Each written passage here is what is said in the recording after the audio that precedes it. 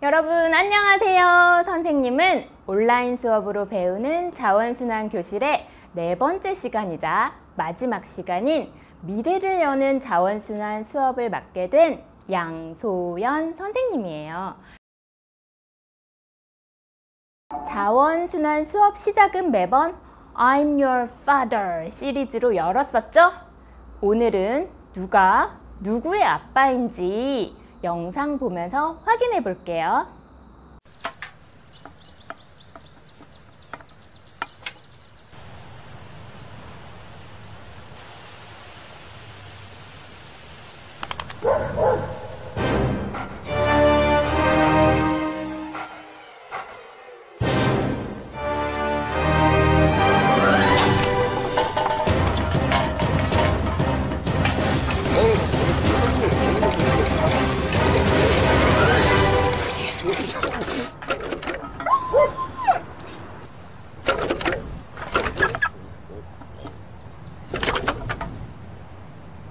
Who are you?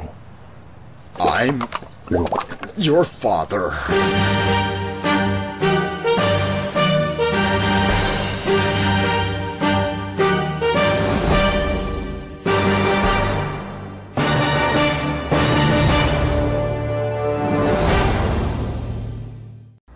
영상 잘 보았나요?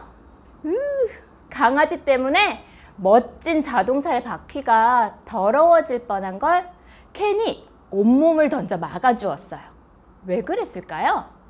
맞아요. 바로 켄이 자동차의 아빠였기 때문이에요. 알루미늄은 가볍고 튼튼해서 요즘 자동차, 전투기, 자전거 등의 골격으로 많이 쓰이고 있어요. 켄은 앞 시간에서도 배웠겠지만 가장 가치가 높은 재활용품이니까 일반 쓰레기 봉투로 버리지 말고 꼭 재활용될 수 있도록 분리배출을 잘 해주세요. 쓰레기? 쓸애기? 쓰레기는 알겠는데 쓸애기는 도대체 무슨 말이야? 이렇게 생각하는 친구들 있을 것 같아요. 여기 보이는 이 두 사진 비슷해 보이지만 차이점이 있어요. 차이점이 느껴지시나요? 이 둘 중 하나는 쓰레기이고 하나는 쓸애기라고 해요. 과연 어느 쪽이 쓰레기이고 어느 쪽이 쓸애기일까요? 분리배출에 대해 잘 배웠기 때문에 모두들 눈치챈 것 같은데 맞아요. 왼쪽이 쓰레기, 오른쪽이 쓸애기였어요. 쓰레기는 말 그대로 폐기물이라는 느낌이 들고 쓸애기는 모든 정성과 애정으로 잘 돌보아야 할 소중한 애기라는 느낌이 들지 않나요?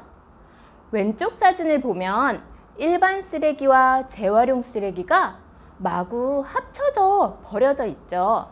이렇게 아무렇게나 마구 버린 폐기물들은 재활용, 재사용되지 못하고 매립되거나 소각되어 쓰레기를 진짜 쓸모없는 것으로 만들어 버려요.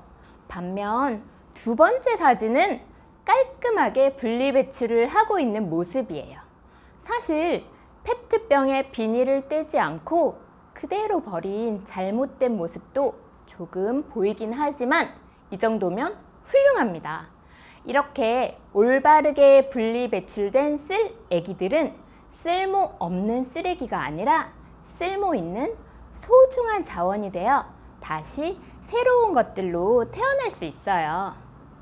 그렇다면 여기 이 라면 봉지는 쓰레기일까요?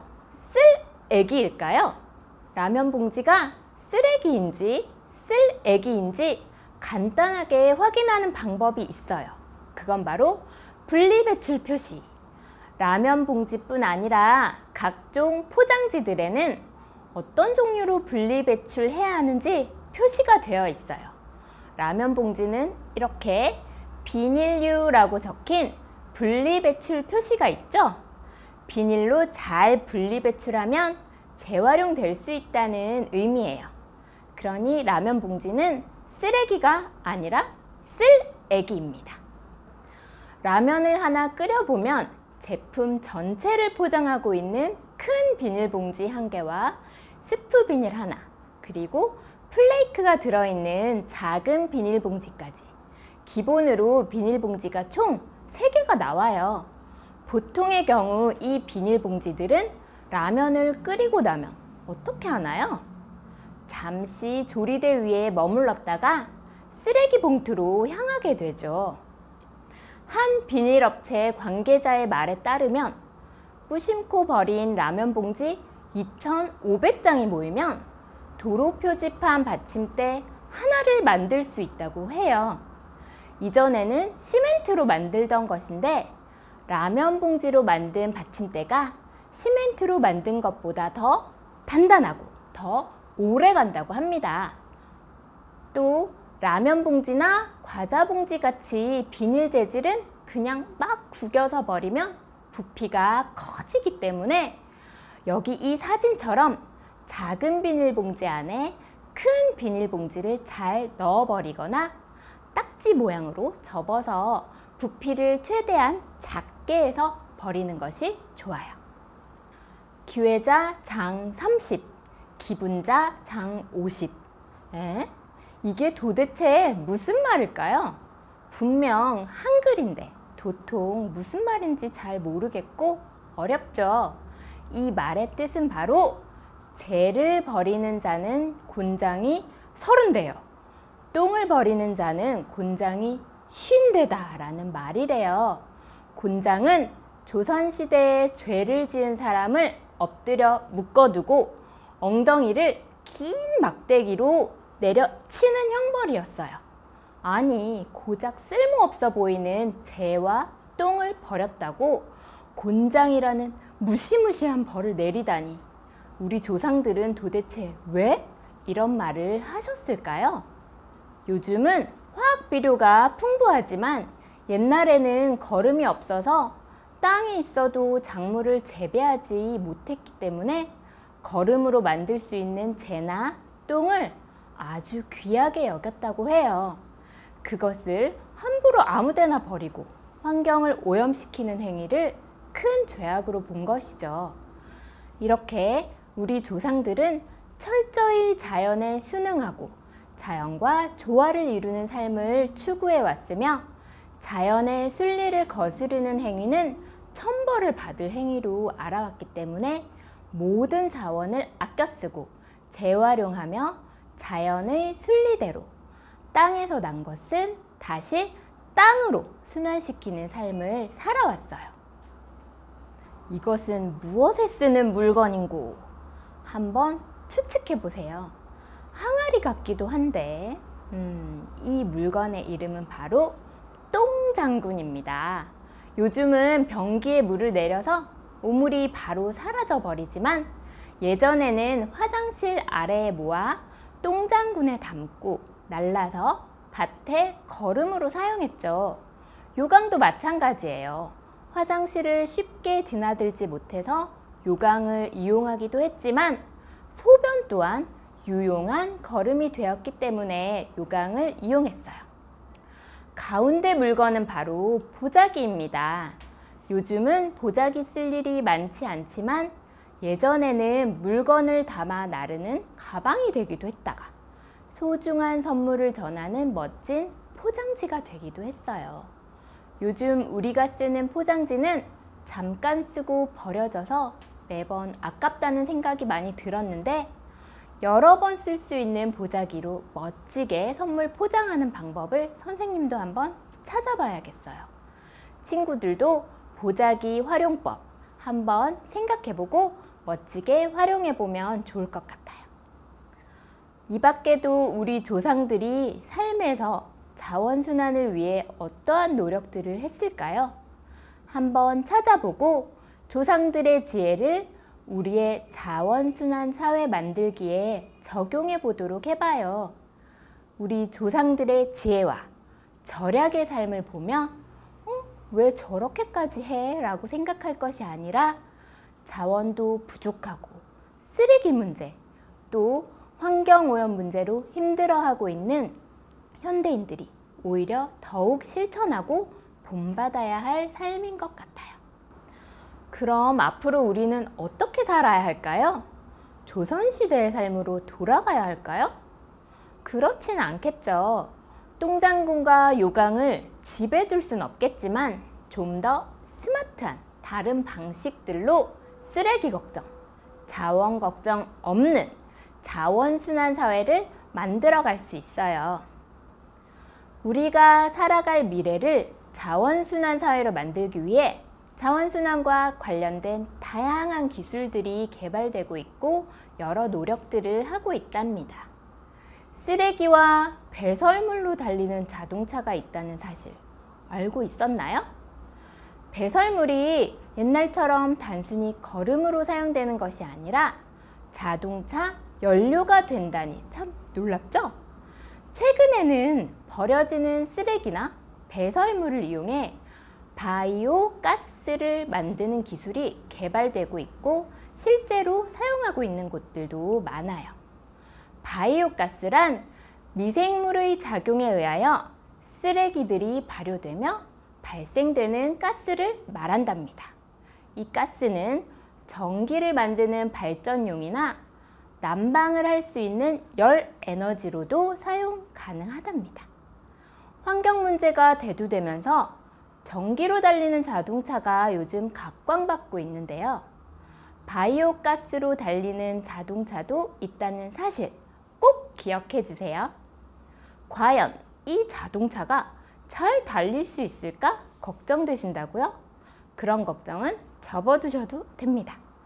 엔진의 효율과 출력도 좋고 연비도 뛰어나다는 것이 이미 실험을 통해 밝혀졌어요.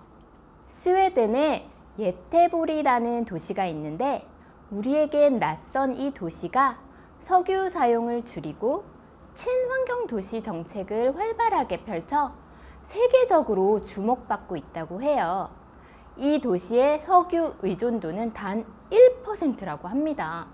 정말 놀랍지 않나요? 그 이유는 배출되는 쓰레기와 배설물로 바이오 가스를 만들어 사용했기 때문이래요. 바이오 가스로 자동차 연료를 주입할 수 있는 주유소도 도심 여러 곳에 자리 잡고 있고 바이오 연료 외에도 지열, 태양열, 풍력 등을 이용해 석유 사용을 최소화하는 데 힘쓰고 있다고 합니다.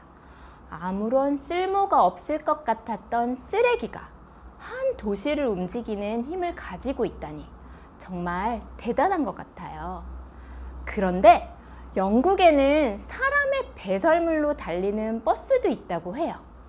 신기한 스쿨버스가 아닌 신기한 똥버스 영상으로 만나보겠습니다. 사람의 배설물로 달리는 바이오 버스가 영국에 등장했습니다. 인분을 연료로 쓴다는 점을 강조하기 위해서 아예 버스 한쪽 면을 변기에 앉은 승객들 그림으로 꾸몄다고 합니다. 진혜숙 PD입니다. 버스 한 대가 영국 브리스톨 공항으로 들어옵니다. 언뜻 보면 일반 버스 같지만 사람의 배설물로 달리는 바이오 버스입니다. 영어로 배설물을 뜻하는 일명 푸버스. 버스 한쪽을 아예 변기에 앉은 승객들로 디자인했습니다. 버스의 동력은 지붕 위 탱크에 저장된 바이오메탄 가스. 성인 5명의 1년치 배설물로 바이오메탄 가스를 추출할 수 있는데 가스통 하나로 최장 300km까지 주행할 수 있습니다. So it's infinitely renewable, it's carbon neutral, and it produces up to 90% lower emissions. So they are the main benefits. 바이오메탄 가스는 제네코가 운영하는 브리스톨 하수 처리장에서 생산합니다. 각 가정에서 수거한 배설물과 음식물 쓰레기에서 추출하는데 2, 3주만 발효시키면 버스 한 대를 운행할 수 있는 분량이 나옵니다. So once we have the biomethane in the form that we require, which is of a quality that enables us to inject it into the national grid, so you can use the biomethane in homes for cooking purposes, and indeed you can use the biomethane for use in transport. 영국에서 첫 선을 보인 푸버스는 지난해 말부터 브리스톨 공항과 베스 시내 구간을 운행하고 있습니다. 도시 공기질 개선에 도움이 될 뿐 아니라 배설물을 에너지로 사용한다는 점에서 관심을 모으고 있습니다. 연합뉴스 진혜숙입니다. 영상 잘 보았나요?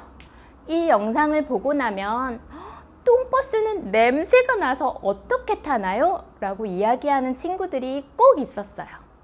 똥으로 바이오가스를 만들지만 가스를 만드는 과정에서 이미 냄새를 다 제거하고 발효된 가스만 주입하기 때문에 냄새 걱정은 하지 않아도 돼요. 이제 영국의 명물은 빨간 2층 버스가 아니라 똥버스가 될 수도 있을 것 같아요. 그럼 우리나라의 사례도 한번 살펴볼까요? 친환경 에너지 타운으로 유명한 강원도 홍천 소매곡리라는 마을이 있어요. 이곳의 예전 별명은 똥마을이었어요. 오늘 똥 얘기를 정말 많이 하는데 하수 처리장과 가축 분뇨 처리장 등 각종 기피시설이 모여 있고 악취가 너무 심했기 때문에 살고 있던 마을 주민들도 모두 떠나가던 마을이었죠. 하지만 지금은 바이오가스와 시설에서 가축 분뇨와 음식물 쓰레기를 이용하여 퇴비와 액체 비료를 만들어 마을 농경지에 공급하고 이를 판매도 하고 또 바이오가스도 만들어 마을 주민들이 난방 등에 직접 사용하고 주변 마을에 판매도 하면서 돈도 버는 친환경 에너지 타운이 되었어요. 바이오가스화 시설을 지으면서 기존에 문제가 되던 냄새를 완전히 차단시켰고 다양한 수익이 주민들에게 돌아가고 관광지화되어 오히려 많은 사람들이 찾는 마을로 탈바꿈하게 된 거예요. 골칫덩이였던 가축 분뇨가 이젠 주민들에게 소중한 자원이 된 거죠. 독일과 오스트리아 같은 외국에서는 우리나라보다도 훨씬 빨리 에너지타운이나 에코타운을 조성해 버려지는 폐기물들로 에너지를 생산하거나 관광 명소로 활용하고 있어요. 분뇨가 많은 곳은 분뇨로, 폐목재가 많은 곳은 폐목재로, 쓰레기가 많은 곳은 쓰레기로 각자 마을의 특색에 맞추어 에너지를 생산하고 있답니다.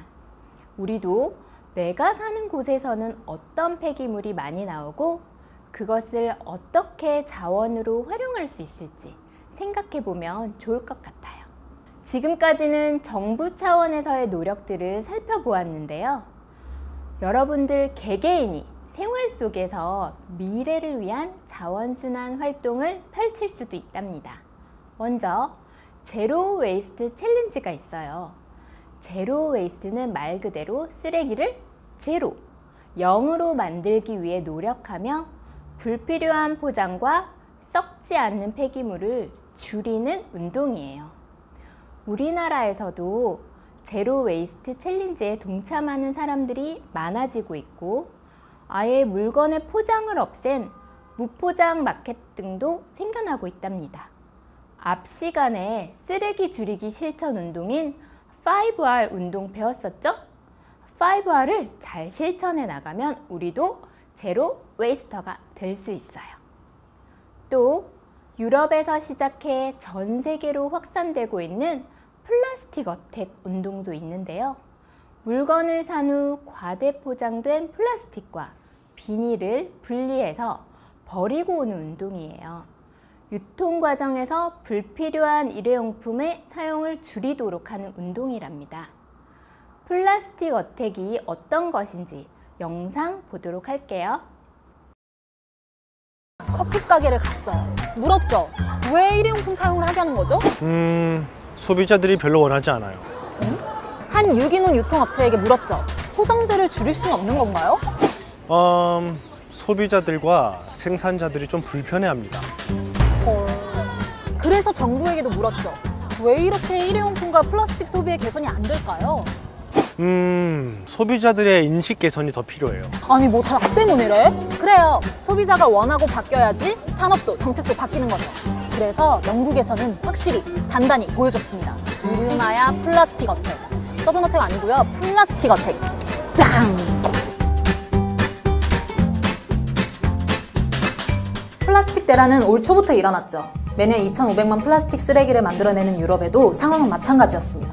지난 3월 27일 영국에서는 30여 명의 소비자들이 정말 자신들이 필요한 장을 다 보고 나서 모든 플라스틱 포장재를 카트에 다 버리고 자신들이 가져온 에코백에 담아가는 퍼포먼스를 펼칩니다. 이 작은 퍼포먼스는 큰 반향을 일으켜서 지금 유럽의 플라스틱 어택으로 성장합니다.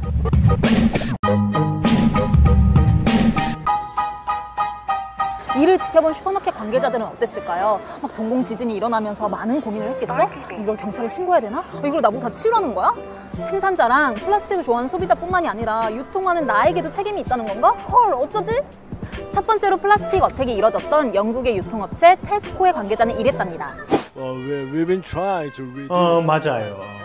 사실 우리도 플라스틱 패키지 줄이는데 노력을 하고는 있었지요. 그런데 이렇게 지역 캠페이너들이 우리에게 와줘서 너무 기쁩니다. 우리도 2025년까지 재활용이나 잘 썩는 재료를 이용해서 모든 패키지를 만들 계획이죠. 라고 했다죠. 와, 굿, 엑셀런트. 이미지 와우. 플라스틱 어택은 마치 게임 같은 활동으로 발전하면서 독일, 프랑스, 이탈리아, 네덜란드, 노르웨이, 스위스와 포르투갈, 그리고 아시아에서는 홍콩까지 플라스틱 어택이 확산되고 있습니다. 플라스틱 어택에 참가한 사람들의 이유들은 저마다 다 다르지만 플라스틱을 줄이는 데 모두의 관심과 행동이 필요하다는 것은 공통 분모로 가지고 있죠. 어떤 이들은요, 개인적으로 소심하게 플라스틱 어택에 참가한 사람들이 있었는데요. 유튜브에 플라스틱 어택이라고 쳐보면 이분들이 나와요. 보니까 카트 하나에 이렇게 다 담아놓고 가셨는데 되게 귀엽더라고요. 플라스틱 어택을 페이스북에서 찾아보면요, 이렇게 글로벌 페이지가 있고 다른 나라에서 예정된 이벤트들을 한눈에 볼 수 있어요. 여기 들어가 보면요, 네덜란드는 어제도 했었네요. 그리고 6월 30일에는 예정된 나라들이 굉장히 많아요. 그리고 좀 더 확인을 해보면 헐, 우리 한국도 있어요. 어머, 서울도 있었구나. 이런 우연이 대박. 와우! 맞아요. 우리나라의 제로 웨이스트 라이프스타일 매거진 3 주도하여 우리나라에서도 활동가를 모집하고 있답니다. 대망의 7월 1일이 첫 플라스틱 어택이라고 하는데요. 서울 서부 지역의 한 마트라고 했는데 이거는 참가자들에게 비밀리 알려주나 봐요. 저도 신청을 해야 되겠어요. 아래 남기는 링크들을 따라 들어가면 참가 신청이 가능하다고 합니다. 여러분들 시간이 얼마 남지 않았어요. 빨리 참가 신청 고고! 근데 서울 서부 지역에서 어택하고 시장 본 식재료들을 에코백에 담아서 우리 집까지 오는데 1시간. 강남, 강북, 강동에서도 빨리 어택이 이루어졌으면 좋겠습니다. 영상 잘 보았나요?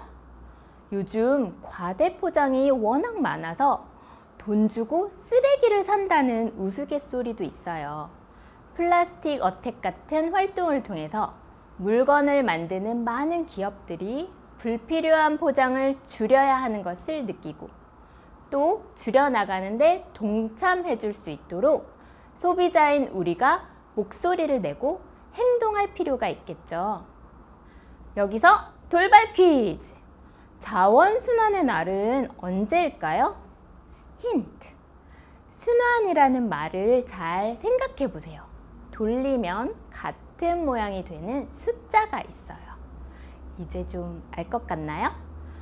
자원순환의 날은 바로 매년 9월 6일이랍니다. 환경부와 한국폐기물협회가 공동으로 매년 9월 6일을 지구환경보호와 자원 재활용의 중요성을 알리기 위해 제정한 날이에요.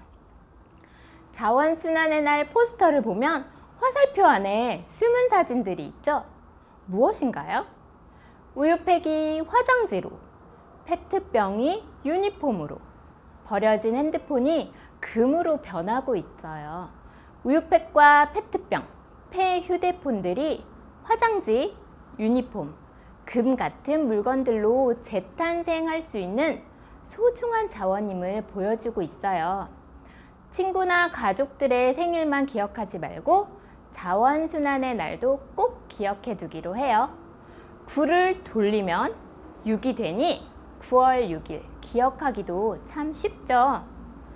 평소에도 자원순환을 위해 생활해야겠지만 이날만큼은 조금 더 자원 순환을 위한 활동도 해보고 환경 보전과 자원 재활용의 중요성을 다시금 되새겨보면 더욱 좋을 것 같아요.